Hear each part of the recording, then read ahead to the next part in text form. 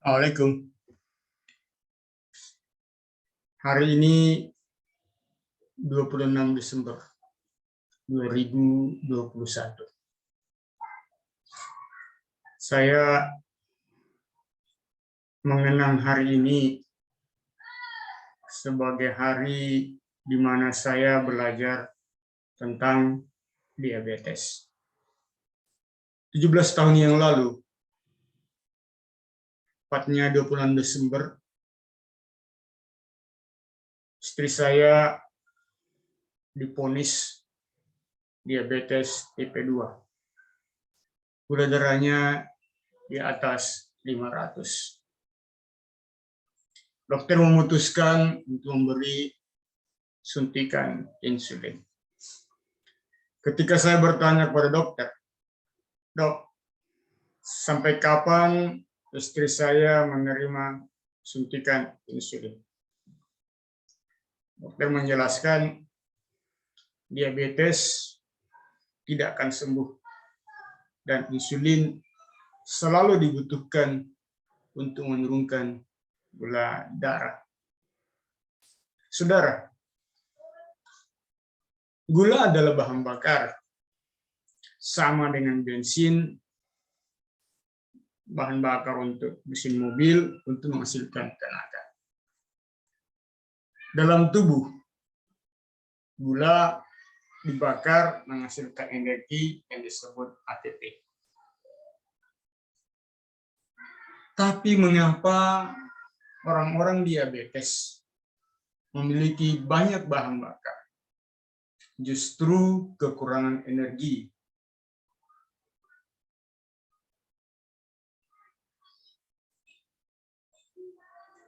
Ini masalah metabolisme. Gula tidak sekedar diubah menjadi energi. Gula juga diubah menjadi lemak.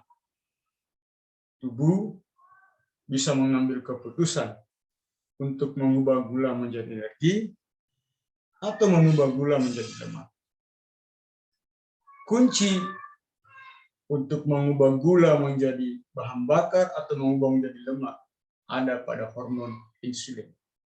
Itulah sebabnya orang-orang yang bermasalah dengan gula diberi insulin.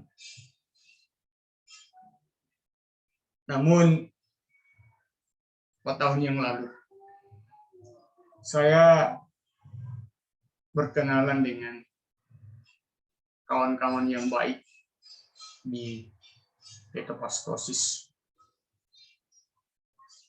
Saya mendapatkan cara berpikir yang lain, yang berbeda dengan dokter yang memberi saya penjelasan 17 tahun yang lalu. Pada 17 tahun yang lalu, dokter memberi penjelasan bahwa masalah istri saya adalah gula darah tinggi.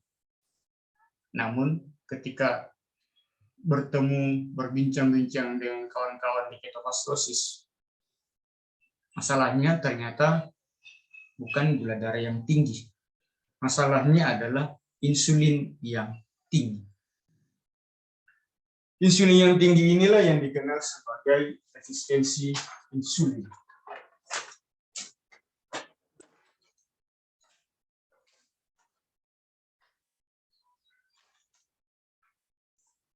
Orang-orang yang mengalami penyakit diabetes tipe 2, itu masalahnya adalah resistensi insulin. Kadar insulinnya tinggi.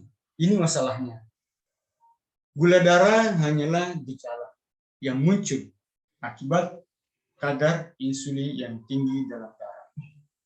Gejala-gejala gula darah yang tinggi itu adalah bagian dari gejala yang disebut sebagai sindrom metabolik. Gejala dari adanya masalah metabolisme dalam tubuh.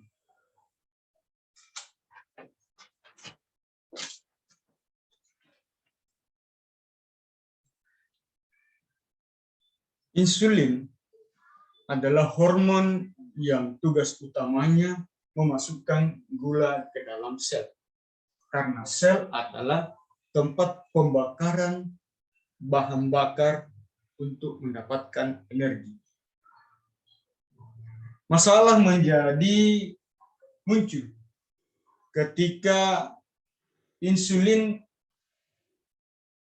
tidak bekerja efektif karena pintu untuk masuk ke dalam sel yang di sana ada reseptor sel yang menerima pesan dari insulin itu tidak bekerja. Ketika reseptor ini tidak memberi respon terhadap pesan insulin untuk masukkan gula ke dalam sel, maka itu disebut resistensi insulin. Masalah metabolisme muncul. Inilah yang memicu penyakit diabetes, obesitas, penyakit jantung, stroke, kanker. Semuanya berpangkal dari masalah insulin yang tidak bekerja efektif memasukkan bahan bakar ke dalam sel. Sehingga pankreas menghasilkan lebih banyak insulin. Insulin tinggi dalam plasma darah, namun tidak bekerja. Gula banyak dalam darah, namun sel kekurangan bahan bakar untuk menghasilkan energi. Insulin dengan demikian segera mengubah gula menjadi lemak. Inilah yang menyebabkan banyak orang secara metabolisme lebih cenderung mengubah gula menjadi lemak dan tidak membakar gula menjadi energi karena kadar insulin tinggi. Saudara, asumsi yang ternyata bisa membantu menolong istri saya sembuh dari diabetes adalah bahwa diabetes masalahnya adalah kadar insulin tinggi. Ketika kadar insulin tinggi, maka suntikan insulin adalah tindakan yang salah. Yang dibutuhkan orang diabetes tipe 2 adalah menurunkan kadar insulin. Dan insulin tinggi adalah respon tubuh, respon pankreas terhadap konsumsi karbohidrat. Membatasi karbohidrat, menghindari karbohidrat akan menurunkan kadar insulin. Insulin yang rendah itu akan memperbaiki resistensi insulin dan itu bisa memulihkan diabetes tipe 2. Jadi saudara, jangan percaya diabetes tidak bisa sembuh dan jangan percaya insulin adalah solusi untuk diabetes. Itu adalah asumsi yang menganggap masalah diabetes adalah gula darah. Bukan. Masalah diabetes adalah masalah metabolisme akibat resistensi insulin.